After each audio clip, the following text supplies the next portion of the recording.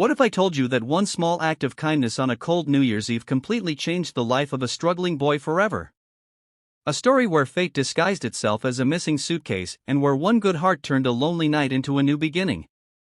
Stay with me till the end, because when you find out who that woman really was, you won't believe what she did next. Snowflakes danced under the flickering streetlights of the downtown bus terminal. It was December 31st, New Year's Eve, and while most people hurried home to warmth, laughter, and countdowns, Ethan, a 16-year-old boy with tired eyes and a second-hand jacket, sat quietly near the vending machines. He wasn't waiting for anyone. He was working. The terminal's janitor had called in sick, and Ethan had taken the overnight shift. It wasn't glamorous, but the $30 he'd earned meant food for the next week, maybe even a small treat for his little sister, Lily. Ethan's mother had passed away 2 winters ago, and since then, he had been the glue holding their fragile world together. Every night he promised his sister that someday, things would get better. But tonight, even hope felt cold. As the clock neared 11 p.m., the station grew quiet. Families rushed to catch their last rides home, laughter echoing through the halls. Ethan was just about to empty a trash bin when he noticed a woman frantically searching near the bus bays, her breath visible in the freezing air. "Ma'am, are you okay?" he asked, setting down his mop. The woman, maybe in her 40s, elegant yet humble, turned with worry in her eyes. "My luggage. It's gone. My bus from Chicago just arrived, and all my belongings were in that suitcase, my passport, money, everything." Without hesitation, Ethan sprang into action. Together they retraced her steps, from the bus aisle to the waiting benches. He asked drivers, checked lost and found, even peered under seats and benches. Time slipped past midnight, and fireworks began to pop faintly outside, but Ethan didn't stop. At last, he spotted a dark blue suitcase half hidden near the trash bins, being dragged by a man toward the exit. Ethan's instincts kicked in. "Hey," he shouted, running forward. The man bolted. Ethan chased him through the icy parking lot, slipping and stumbling but refusing to quit. With one final leap, he grabbed the thief's jacket and wrestled the suitcase free before the man ran off into the dark. Panting, bruised, and shivering, Ethan returned to the woman, holding out her bag. "I think this belongs to you," she gasped, tears in her eyes. "Oh my God, thank you. You have no idea what this means to me." For Ethan, it was just the right thing to do. He smiled softly. "Happy New Year, ma'am." But as he turned to leave, she called after him. "Wait. What's your name?" "Ethan," he said with a grin. "Just Ethan." The woman, Margaret Lewis, couldn't shake the boy's kindness from her mind. She offered him money that night, but he refused. "You need it more than I do," he had said, before disappearing into the snowy streets. Weeks passed.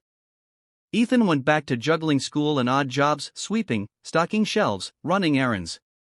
Life was still hard, but that night had left something new in his heart, a reminder that even small acts mattered. One rainy morning in February, as Ethan was leaving his tiny apartment for school, he found an envelope slipped under his door. Inside was a letter. "Dear Ethan, you may not remember me, but I'll never forget you. That New Year's Eve, you didn't just return my luggage, you restored my faith in people. I've been searching for you since that night. Please come to this address. Margaret Lewis." Curious and nervous, Ethan went to the address. It was a tall glass building downtown, the headquarters of Lewis Global Media, one of the biggest media companies in the country. His jaw dropped. Margaret was there waiting for him, smiling warmly. "Ethan, I was hoping you'd come." He stammered, "You're that Margaret Lewis?" She nodded. "That night, everything I owned was in that suitcase, including the only copy of a project that would soon launch my company's biggest campaign. You didn't just return my luggage, you saved my career." Then she handed him another envelope. Inside was a scholarship letter, a full ride to college, funded by her foundation. "I want you to study, Ethan," she said softly. "You have courage and integrity, qualities the world needs more of." Tears welled in his eyes. I don't know what to say." "Just promise me one thing," she smiled. When you can help someone someday, do it. Even if no one's watching. 5 years passed. The world had changed, and so had Ethan.